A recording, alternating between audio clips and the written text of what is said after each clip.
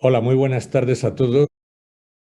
Es un placer estar aquí con ustedes, con este elenco de ponentes, reales expertos en lo que es la atención en el sistema sanitario y que vamos a debatir gracias a la Fundación ECO, que ha organizado este estupendo evento, como no podía ser menos, a los que quiero también agradecer su invitación y felicitarles por ello.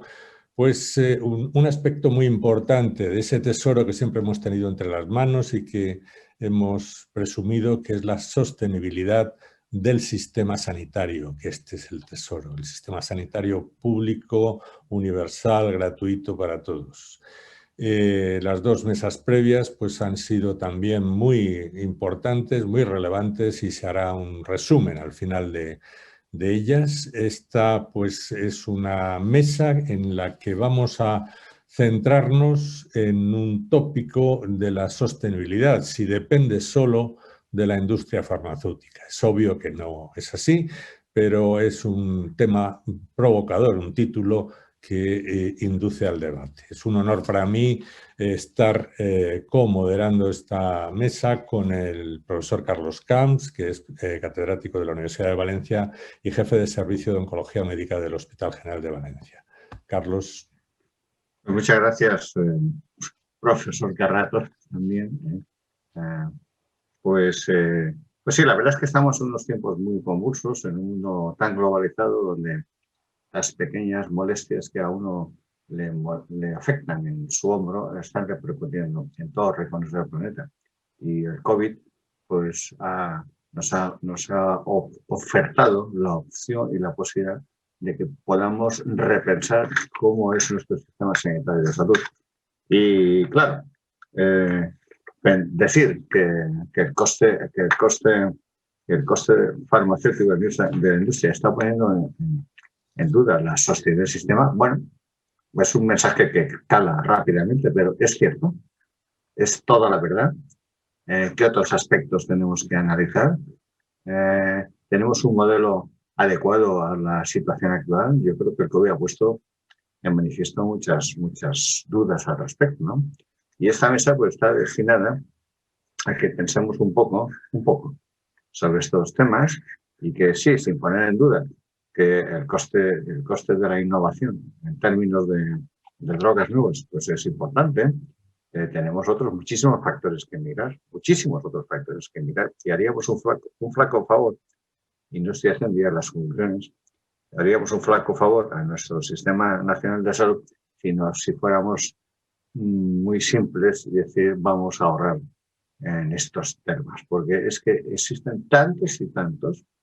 Bueno, contamos ahora pasaremos a ver un vídeo de introducción, como en el resto de las otras dos mesas tan interesantes, y luego contamos para debatir junto con nosotros a don Luis Díaz Rubio, director general de Janssen, muchísimas gracias, a doña Olga Fidalgo, socia responsable de Life Science de KPMG en España, al doctor Gerardo Cajara Ville del Hospital Fundación Oncológica de San Sebastián, farmacéutico que es un líder de opinión, muchísimas gracias a los tres, a don Juan de Liano, director de la Fundación Gaspar Casal, una persona que lleva muchos años debatiendo estos temas de evaluación de tecnologías sanitarias, es un experto, y pues al doctor Manuel Cervera, ex consejero de la Comunidad Valenciana, buen amigo, socio director de una empresa, SN Salud Advisory, y de ante Consultoría Estratégica, bueno, personas de una solidez profesional, de trayectoria y de conocimientos muy importante. Entonces, bueno, vamos a pasar al vídeo y luego entramos a hacer comentarios y preguntas.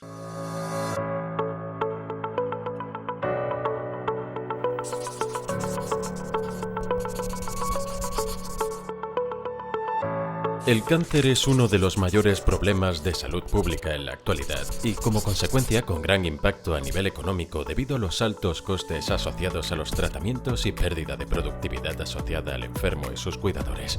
La oncología es uno de los sectores que más puede verse beneficiada del desarrollo sostenible y, en concreto, de la innovación sostenible. Para mejorar los resultados en salud en cáncer debemos poder innovar, pero a su vez debe estar asociada a sostenibilidad.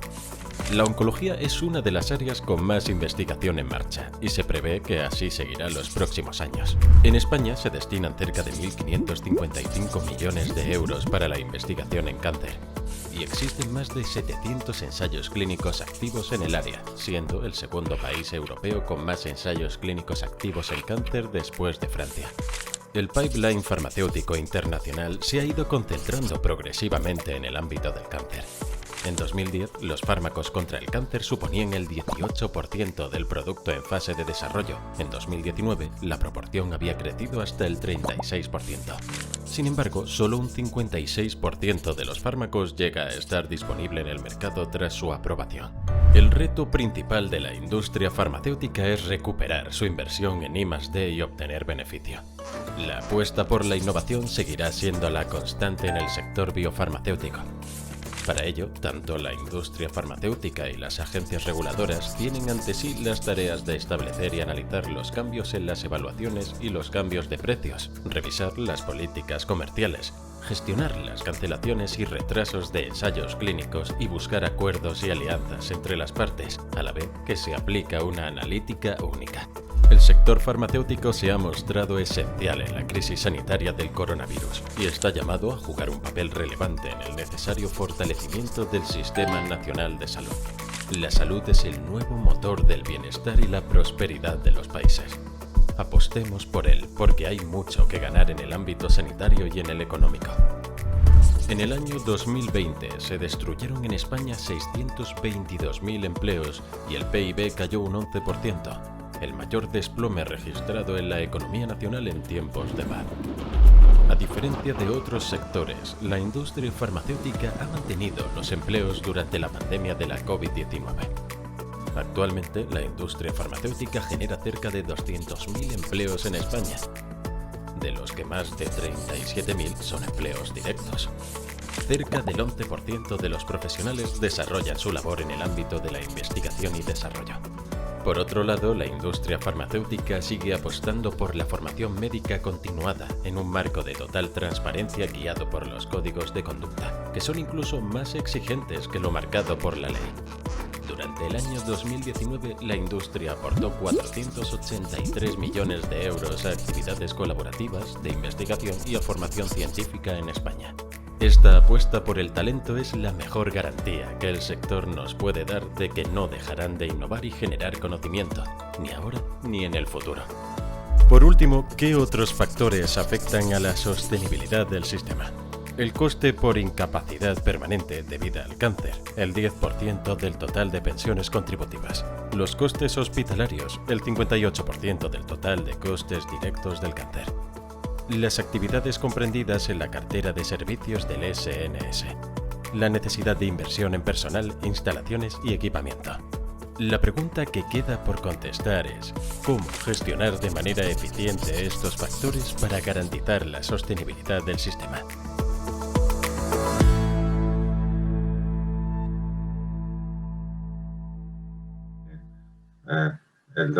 Don Luis Díaz, tiene usted el honor de sacar la pelota del centro del campo. Venga. Muy bien, pues muchas gracias, profesor Camps, muchas gracias, profesor Carrato también, y muchas gracias a la Fundación ECO por la invitación.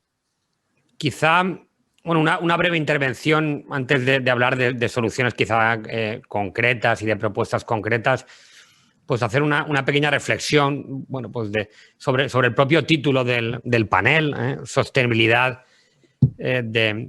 del sistema. Creo que es un momento en el cual casi es necesario unir al concepto de sostenibilidad a la necesidad de reforzar el sistema sanitario. Creo que eso es algo que está muy, muy presente y que tenemos que hacer de los dos conceptos complementarios.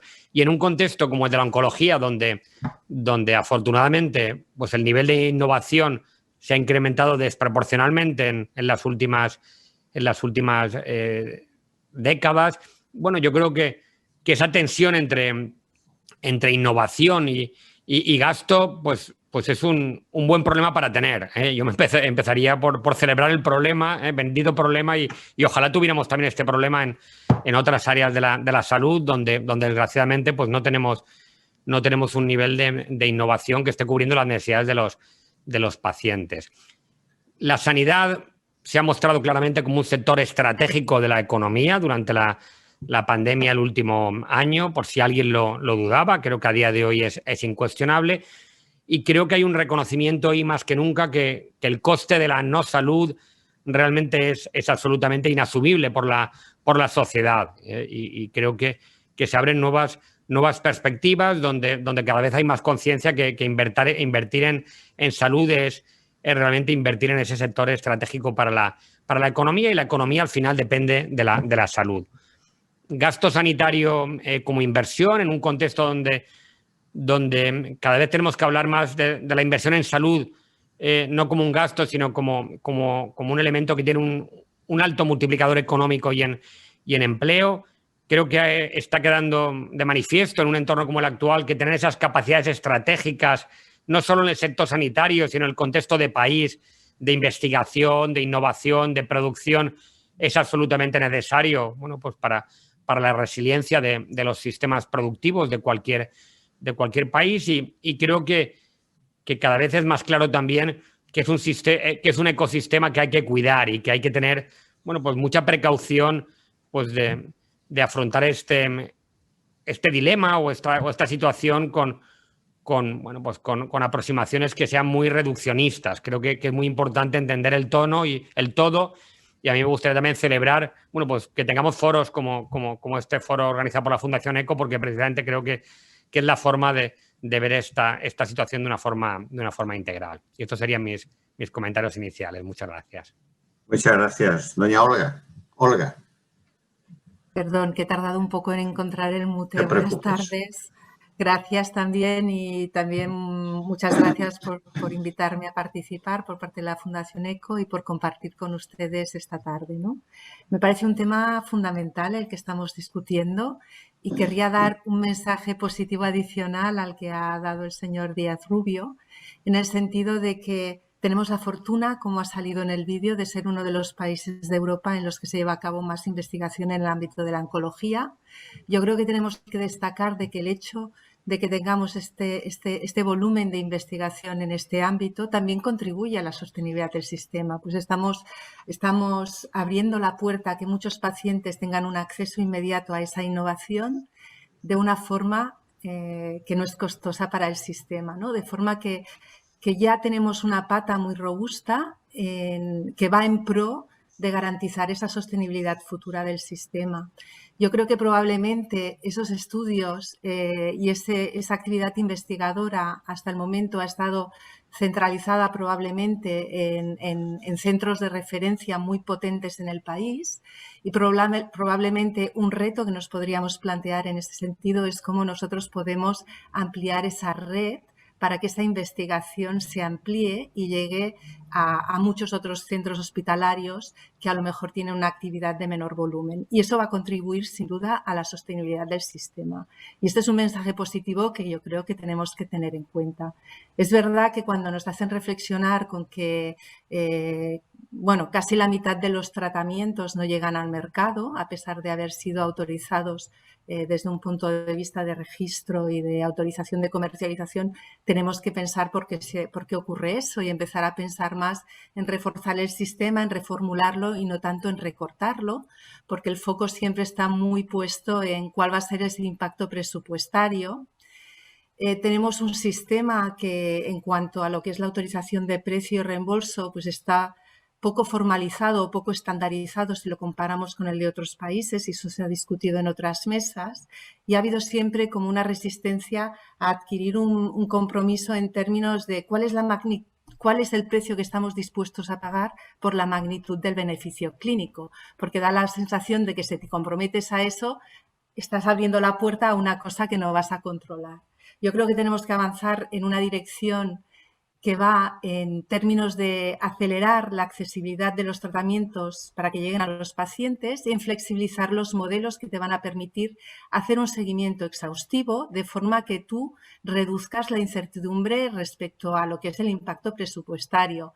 Y ahí hay mucho, tenemos que mirar lateralmente, ¿no? Y aprender de muchos otros países que están más avanzados en este sentido, que están avanzando mucho más rápidamente que nosotros.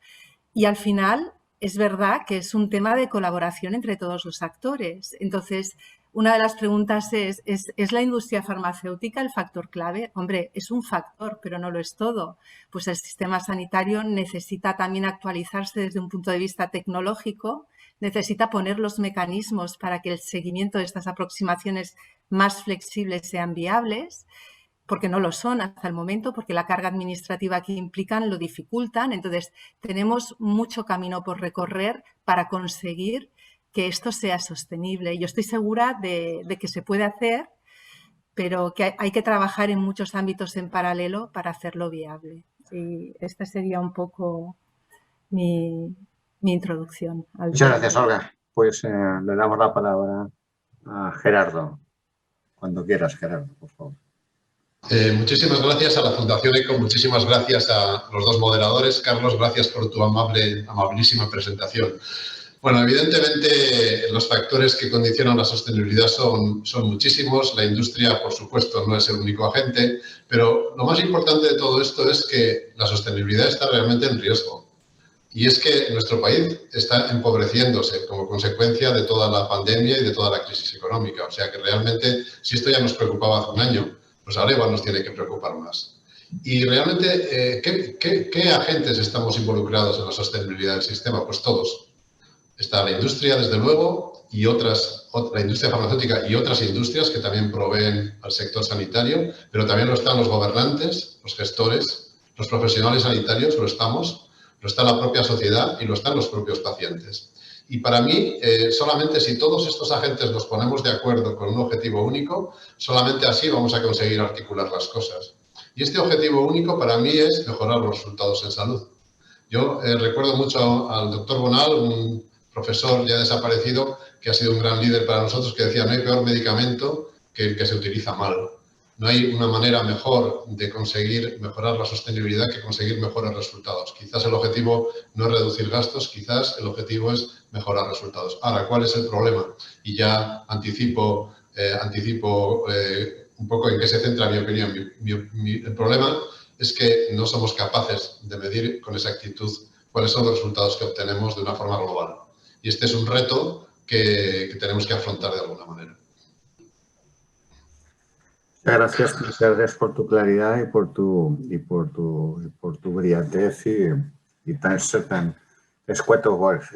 Cada titular da para media hora de discusión contigo, ¿eh? Pero muy bien, Juan del Llano. Te llevas tantos años hablando de estos temas y estudiándolos, ¿no? Gracias a los moderadores, Alfredo, Carlos, muy amables. Gracias a la Fundación ECO por la amable invitación a participar en esta mesa con tanta persona experta. A ver, yo me atrevería a decir que la industria farmacéutica es sinónimo de innovación. Y que el reto que tenemos delante es un cambio cultural enorme, que se ha magnificado, como bien apunta Gerardo, con la crisis de la COVID-19, en el cual o implicamos a todos los actores del sistema sanitario para potenciar el valor que para mí tiene que ser el eje para salir de la crisis en la que estamos, que es muy profunda y muy seria, que toca al tejido social y económico, y este eje se llama colaboración público-privada. La colaboración público-privada es una palanca que permite, por ejemplo, que las compañías farmacéuticas contraten parte de la I+D en los hospitales universitarios con profesionales sanitarios que participan en los ensayos clínicos. Y España tiene la gran suerte de liderar el número de ensayos clínicos en la región europea.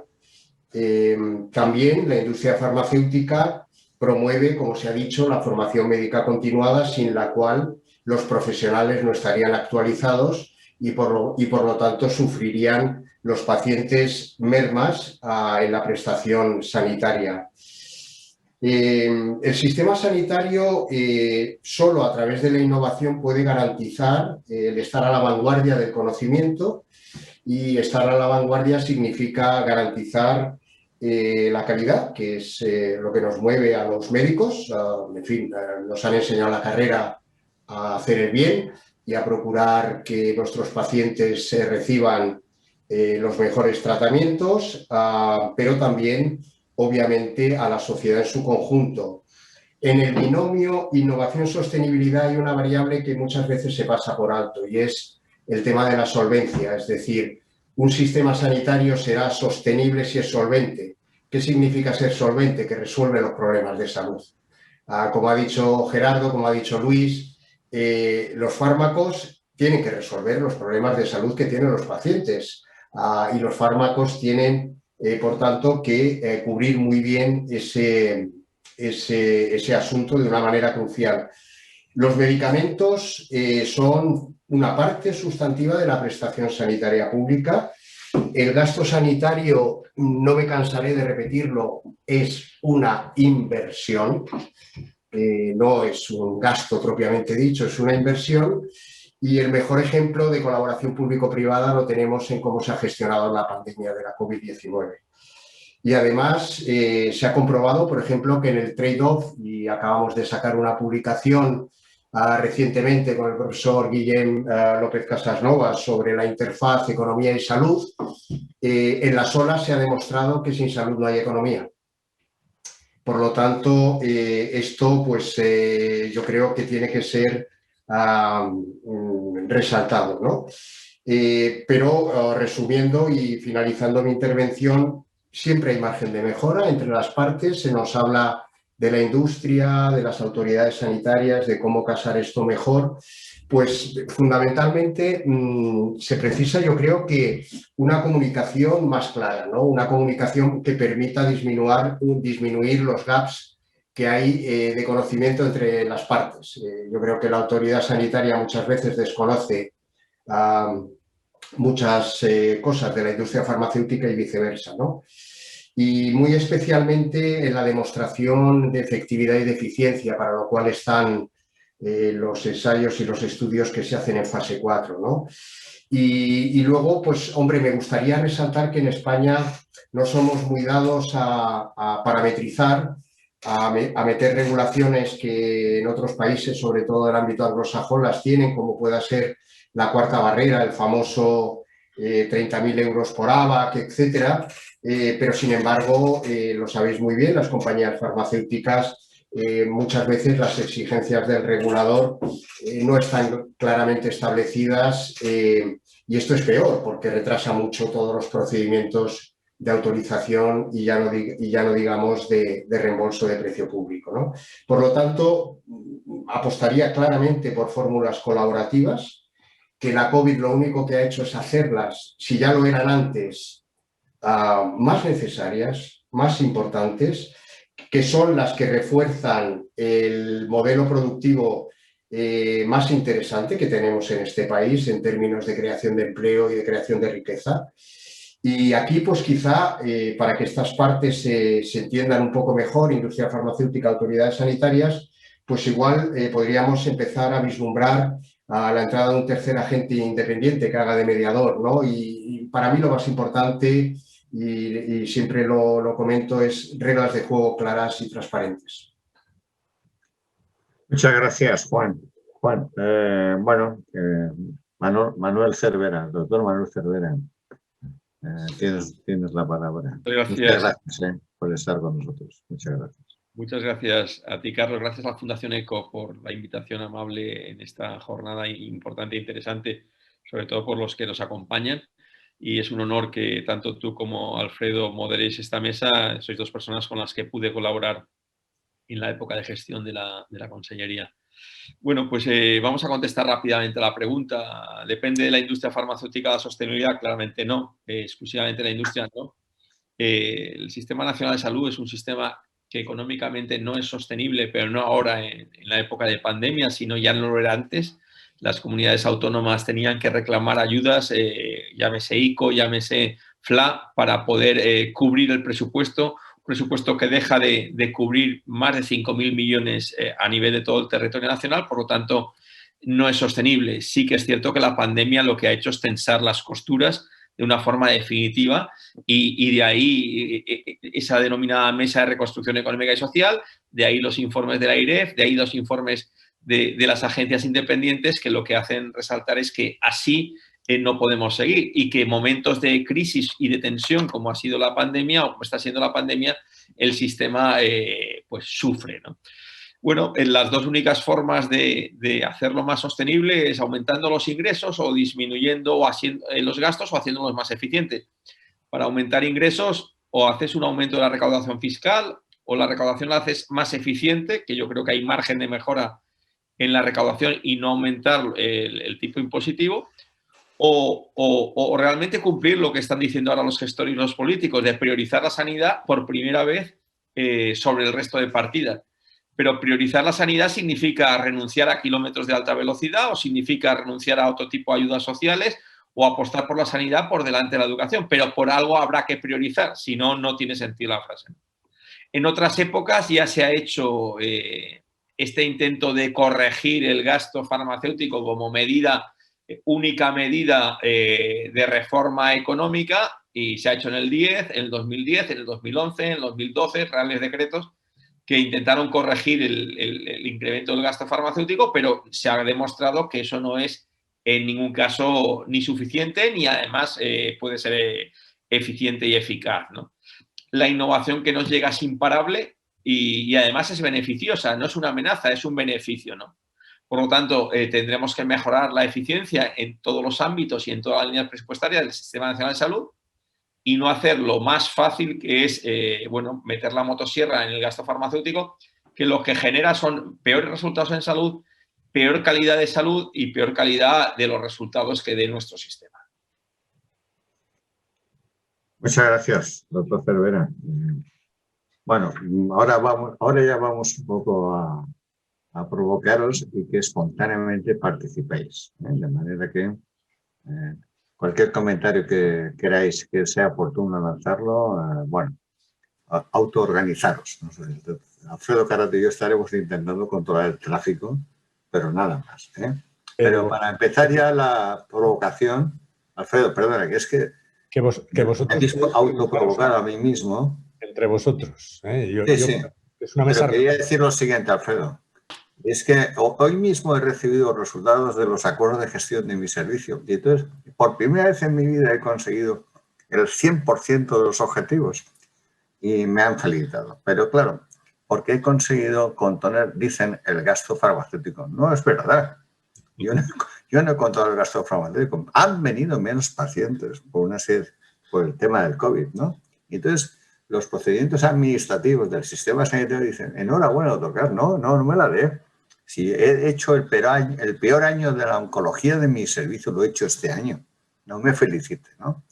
Entonces, claro, evidentemente para mí, la sostenibilidad del sistema no depende del gasto o del coste de los fármacos, sino que eso es una parte, ¿no?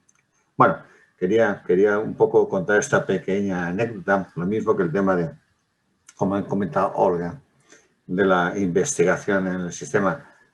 Queremos investigar para favorecer la sostenibilidad. Sí, los ensayos clínicos son fundamentales, pero tenemos una vacuna española pending e invertimos 700.000 euros. Bueno, no sé, son ideas que me salen así un poco al azar y que las suelto en plan provocación. Perdón.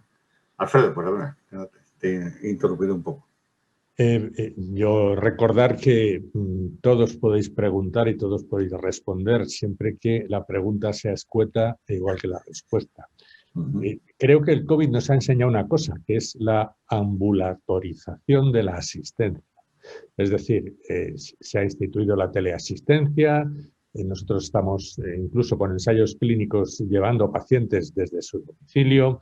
Y esto pues hace que no necesitemos tanta megaestructura sanitaria para hacer que siga funcionando el nivel de calidad que podemos prestar actualmente. Es un aspecto que hemos descubierto gracias a un problema, y me gustaría que vosotros lo valoraseis en su justa medida, lo dimensionaseis. Bueno, pues os hemos lanzado con 3 temas. Uno, el tema, la teleasistencia como un factor de desarrollo en el Sistema Nacional de Salud. 2, cómo el sistema a lo mejor no detecta factores de calidad, porque una disminución en el gasto de medicamentos igual no es igual a calidad asistencial, ¿no? Muy bien, quizá hacer un comentario abundando sobre una idea que yo creo que es central, que el doctor Cajaraville planteaba, y es que, bueno, pues al final de lo que se trata es de conseguir mejores resultados, y para conseguir mejores resultados tenemos que medir, y cuando hablamos del gasto total en el sistema de salud y en sus diferentes partidas, y el gasto farmacéutico no deja de ser simplemente una de las partidas, pues que aproximadamente representa el 15% del gasto total, pues yo creo que tenemos que desafiar todas y cada una de esas partidas.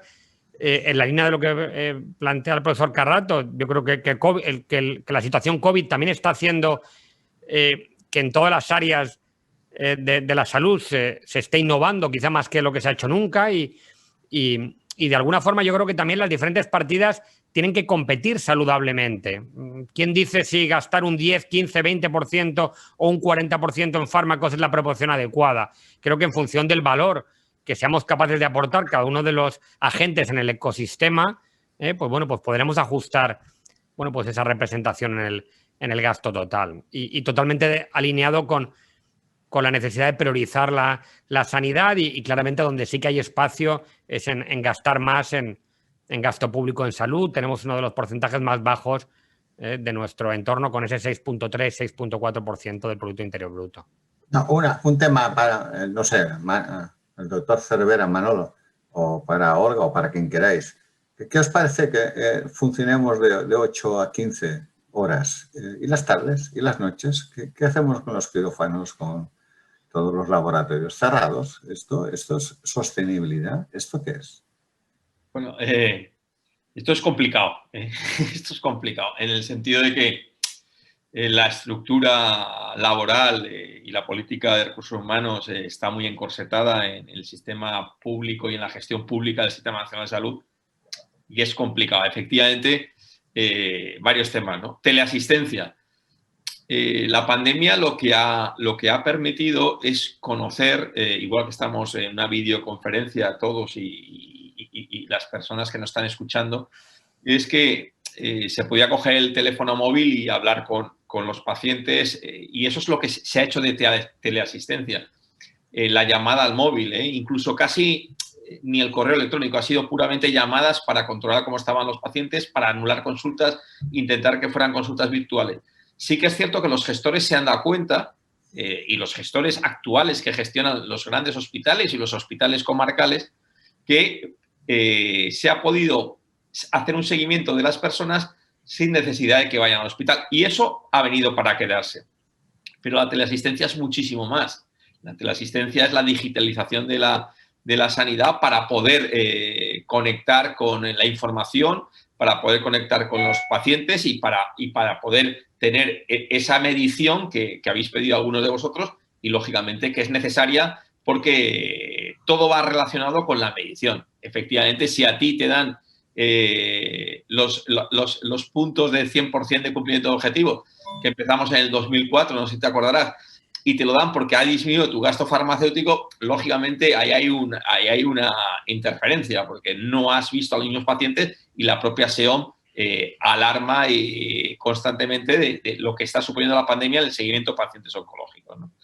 Y luego, lo que tú dices de la eficiencia, pues efectivamente hay que... Y para eso la colaboración público-privada es muy importante, ¿no? Porque nos enseña la gestión privada de la sanidad pública, no nos enseña que es mejor siempre, no. Lo que nos enseña es que pueden haber distintas herramientas que hagan funcionar bien y mejor el sistema, ¿no? Y que se puede trabajar, si se puede trabajar 16 o 18 horas en un hospital, un quirófano, puede trabajarse en un aparato de alta tecnología se debe utilizar de esa forma, porque además las costumbres de los ciudadanos están cambiando y nos podemos adecuar a ellas.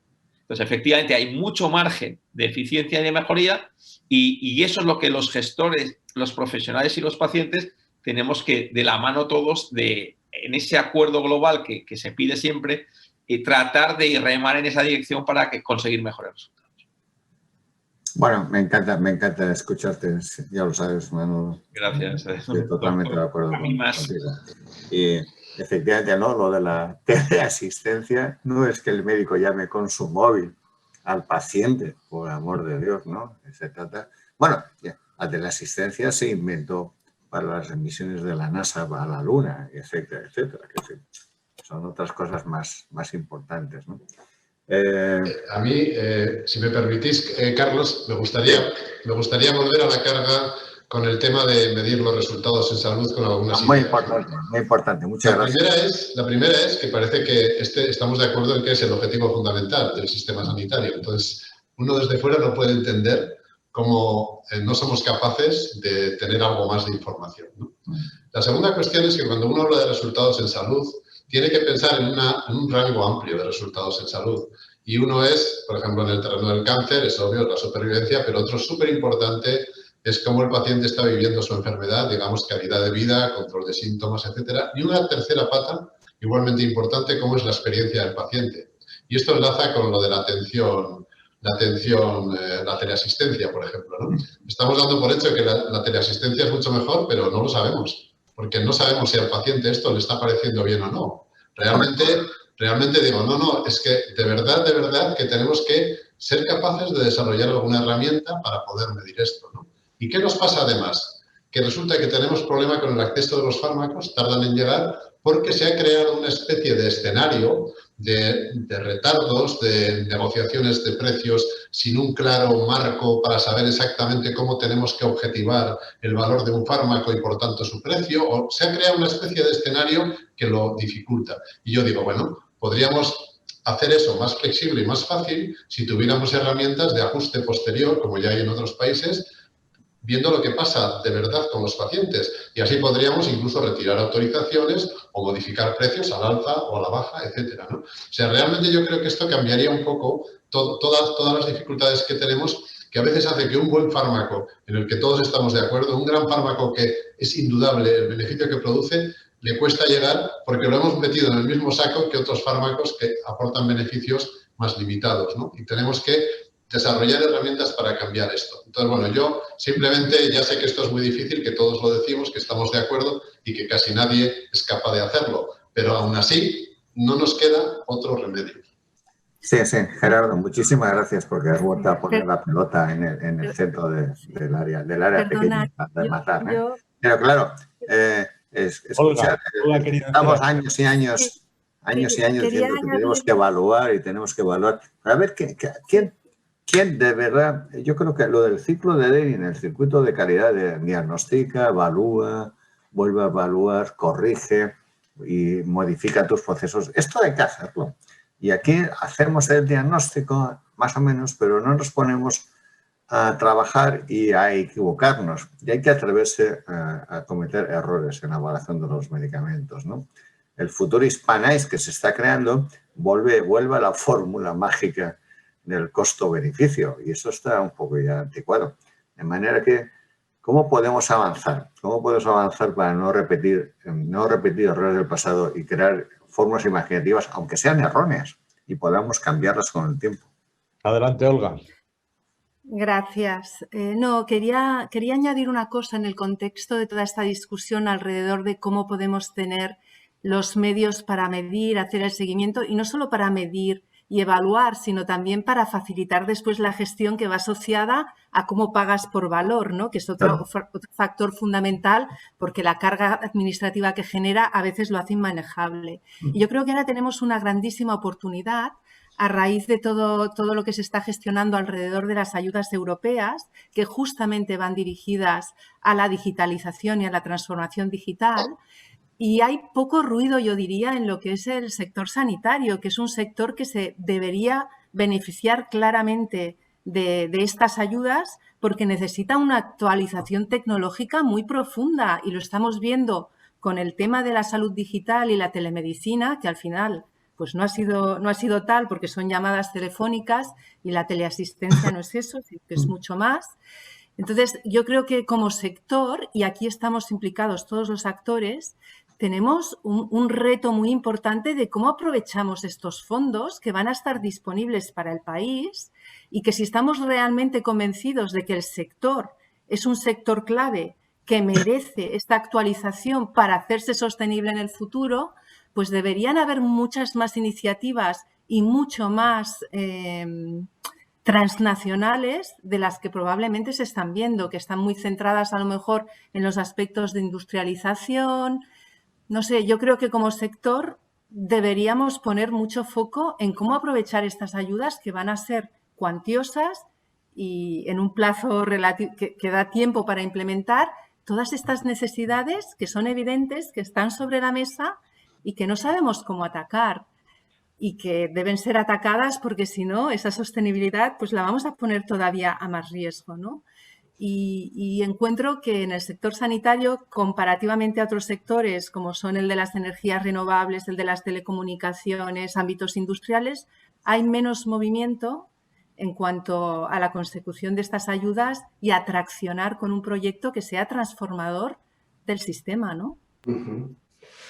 Bueno, yo creo que me gustaría, como Luis Villarrubio estáis ansiosos por hacer algo. A mí me gustaría poner el énfasis en lo que se acaba de decir.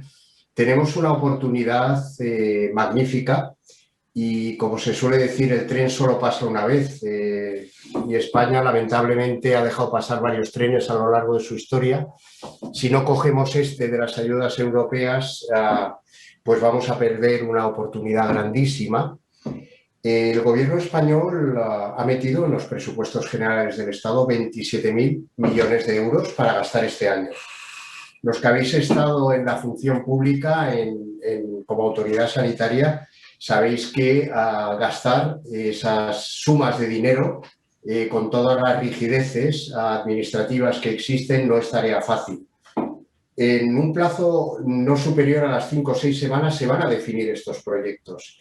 Y como bien decía mi colega, estamos llegando tarde. Es decir, el sector salud, salvo honrosísimas excepciones en lugares geográficos concretos de España, no está propiciando propuestas ni proyectos en el mundo de la digitalización sanitaria, que no es la llamada de teléfono, que es el uso de plataformas, el uso de la inteligencia artificial, el uso de los Big Data, el uso de muchísimo conocimiento que hay alojado, de muchas capacidades, de infinidad de startups que están operando en el mercado y que tienen mucho valor. Y todo eso yo creo que nos está alineando de la manera más conveniente para que nos podamos beneficiar. Y repito, sería una pena que dejáramos pasar este tren otra vez. Luis. Sí, Luis, ¿quieres decir algo? Luego hay preguntas en el chat, a ver si podemos hacer un resumen, que hay bastantes. Luis, ¿quieres hacer algún comentario en relación con la colaboración público-privada? Quizá profundizando en el tema de los fondos europeos, nosotros también entendemos que hay una gran oportunidad para efectivamente trabajar conjuntamente los diferentes actores del sistema. Se ha hablado de digitalización, cosas que son relativamente básicas, como la historia clínica electrónica, etcétera, y tener realmente unas capacidades analíticas en el sistema para extraer no información, sino conocimiento e información que ayuden a la gestión, pues son cosas que hay que aprovechar para fortalecer. Y en mi opinión, específicamente en el área de la oncología, hay una gran oportunidad en todo lo que tiene que ver, y sé que es algo de lo cual llevan hablando años, medicina personalizada, biomarcadores. Es ahora, bueno, pues un área absolutamente crítica en el área de oncología, y es un área que va a mejorar claramente y dramáticamente los resultados, porque va a permitir realmente aplicar los fármacos y las tecnologías de una forma muchísimo más eficiente. Los sistemas sanitarios de salud están compitiendo también en equiparse bueno, pues con con plataformas que permitan ese Next Generation Sequencing y otras aproximaciones. Y creo que específicamente en oncología, hablando de fondos europeos, podríamos tener una oportunidad también única para unar muchas de las iniciativas que ya existen, que sé que son numerosas y muchas de gran éxito, y quizá dar ese salto tecnológico en equipamiento y en capacitación para el futuro, que tendría un impacto inmediatamente en resultados. Yo me gustaría sacar un poco el foco de lo que estamos comentando y realmente empezar desde el principio, ¿no? Y el principio es que yo creo que tiene que haber una nueva, para toda la terapia que va a venir nueva, toda la innovación, la medicina personalizada, las terapias avanzadas, la terapia génica, las CAR-T, que ya vienen para solucionar problemas en 1.000, en 1.500 enfermedades, vienen muchísimos tratamientos distintos. Tiene que haber un nuevo marco de relación entre la administración pública y la industria farmacéutica. O sea, creo que debe haber un nuevo marco basado en la confianza, en la transparencia y en la lealtad de ambos hacia los dos. Creo que es importante que sea así, porque es que si no, lo que va a ocurrir es que lo que nos ha ocurrido otras veces, que llega la innovación que además soluciona enfermedades que no tenían solución y se sufren retrasos, se sufren tensiones, y al final quien paga esta situación es el paciente, ¿no? Que ve que se le aleja una posibilidad de una cura o una solución a una enfermedad que tiene. Entonces, y luego ese nuevo marco de relación, que se puede aprovechar la confianza que se ha generado en la pandemia entre la industria y la administración, diálogo y confianza que yo creo que ha mejorado enormemente con lo que había antes de la pandemia, y tanto yo creo que por parte de la industria se podría confirmar lo que estoy diciendo, como también por parte de la propia administración, que ha visto que la industria es un auténtico colaborador, un socio, un partner de verdad en estos momentos de crisis, donde hemos dado respuesta rápida a problemas que en otros países han sido problemas importantes. Debería ser una colaboración temprana, desde el inicio. Y desde el inicio supone desde el inicio de la investigación, planificar las estrategias conjuntamente, ver las necesidades, escuchar la opinión de los profesionales y de los pacientes.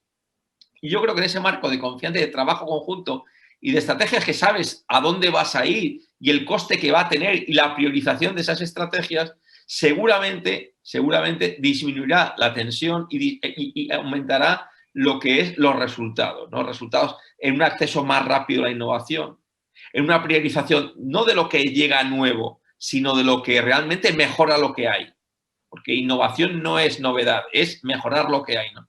Y yo creo que esos cimientos que nos ha permitido tener la pandemia, creo que se deben aprovechar para construir ese marco de relación donde ahora ya no cuesta decir, ya no está contaminado el concepto de colaboración público-privada, cuando hace un año hablar de ese concepto de colaboración público-privada olía mal, sentaba mal en algunas esferas, y ahora parece que no, que ahora que funciona, que se le ha buscado, que da resultado, y aprovecha esto para empezar esa nueva relación que seguramente mejorará con las herramientas que estáis todos hablando, de la digitalización, del conocimiento, de la medición, de saber los resultados, de la experiencia del paciente con esos resultados.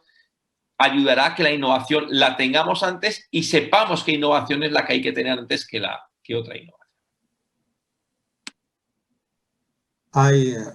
¿Queréis intervenir alguien? Hay preguntas en el chat en relación con lo último que acaba de decir el doctor Cervera, de la medicina precisión, sí, amenaza o oportunidad, ¿no? Hay una cosa que a mí me gusta. Quizás esto haya que repensar el sistema sanitario. Sí, Alfredo. Sí, me gustaría, ya que estamos hablando de la colaboración público-privada, es obvio que cuantos más estemos en el equipo, mejor nos irá a todos, ¿no?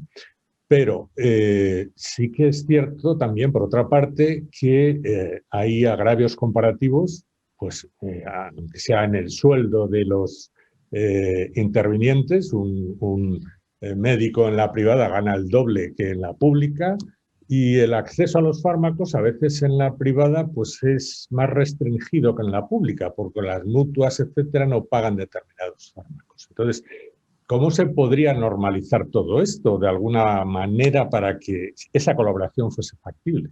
Hombre, lo primero que habría que hacer es, y que no se hace, es considerar a los ciudadanos iguales independientemente del código postal donde vivan o independientemente de la cobertura sanitaria que tengan. La equidad es fundamental y no es una palabra hueca. Y obviamente también colaboración público-privada no es, yo hablaba de la industria con respecto a la administración, pero también se puede hablar de la gestión propia en sí que puede dar mayor eficiencia, ¿no? La colaboración público-privada se trata de utilizar las mejores prácticas para conseguir los mejores resultados, ¿no? Entonces, al final, yo creo que la simbiosis de una gestión compartida o la simbiosis entre un trabajo con unos objetivos que tiene la industria, aquí nos representa el director general de una gran compañía farmacéutica, como la administración pública, lo que va a producir es confianza. Efectivamente, en el ámbito laboral no tiene sentido que quien mejor haga las cosas no se vea también mejor reconocido, y en el ámbito de la colaboración en relación al medicamento no tiene ningún sentido que la partida presupuestaria más importante a nivel sanitario y una de las más importantes a nivel global en un presupuesto de comunidad autónoma, pues no haya ese diálogo y esa convergencia de objetivos entre la industria y la administración. Al final, lo que parece que es puro sentido común, pero un sentido común beneficioso para todos, en el sentido de que, lógicamente, si hay ciertos funcionamientos que han generado incertidumbres y como respuestas a un poco de diálogo, seguramente en esa relación de transparencia y coherencia y de confianza, seguramente se obtendrán mejores resultados. Y al final, bueno, es lo que trataba la mesa de hoy, ¿no?, que habéis planteado. Seguramente tendremos más sostenibilidad y el paciente y el ciudadano tendrán más garantía de que recibe el mejor medicamento.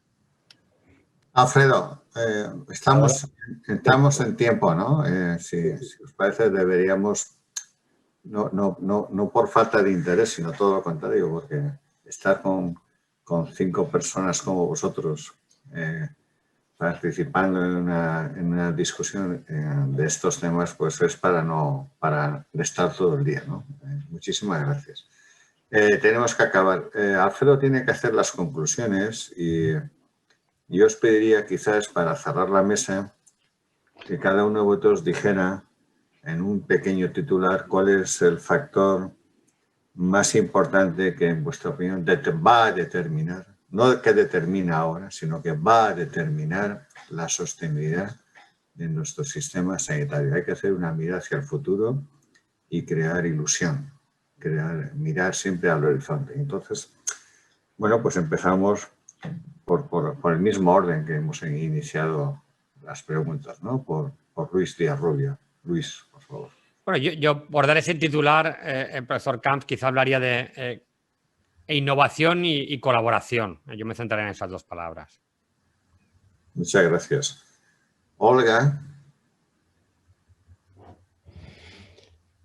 Es que siempre voy arriba. Bueno, yo hablaría también de innovación y hablaría también de medir para poder realmente tener un sistema que nos permita un pago por valor, por ese beneficio clínico que al final es el que todos buscamos, ¿no? Muchas gracias, Olga. Pues Gerardo. Bueno, yo me adhiero totalmente a mis dos panelistas previos, que coincido totalmente. Y además voy a añadir otra cosa, ¿no? Voy a añadir aprovechar la inercia que llevamos de que nos está moviendo, los acontecimientos nos están moviendo muchísimo. Vamos a atrevernos al cambio, vamos a atrevernos a hacer algo nuevo en el futuro, donde podamos integrar lo que ya se ha comentado, ¿no? Vamos a atrevernos de verdad. Vamos a atrevernos. Muy bueno. Muy bueno. Juan, ¿qué te parece? A ver, yo diría que la sostenibilidad pasa antes por la solvencia. Por la solvencia. Por la solvencia del medicamento, de la tecnología, de la prestación sanitaria. Porque resuelva los problemas de salud. Si no, pues que salga del mercado. Interesante. Muy bien. Manolo Cervera.